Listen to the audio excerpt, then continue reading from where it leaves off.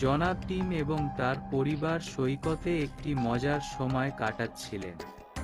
খেলার সময় বলটি গাছে হারিয়ে যায়। মিস্টার টিমের ছোট ছেলে বল খুঁজতে বেরিয়ে গেল।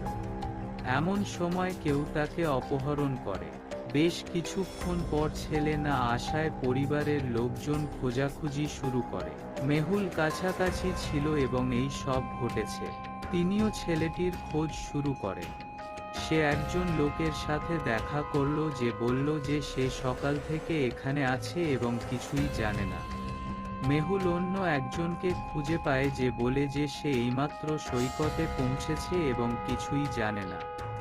মেহুল আরও একজনকে খুঁজে পেয়েছিল যিনি আরও বলেছিলেন যে তিনি এইমাত্র সৈকতে পৌঁছেছেন এবং কিছুই জানেন না। এই তিনজনের একজন টিমের ছেলেকে অপহরণ করে। আপনি কি অনুমান করতে পারেন তিনি কে? এই তিনজনের মধ্যে কে অপহরণকারী? আপনাকে 10 সেকেন্ড সময় দেওয়া হবে, এর মধ্যে কমেন্ট করে জানিয়ে দিন।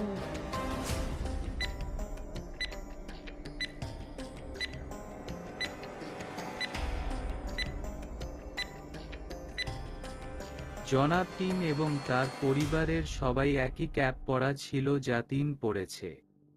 ছেলের কাছ থেকে টুপিটা নিয়ে পড়লেন। তিনিই অপহরণকারী।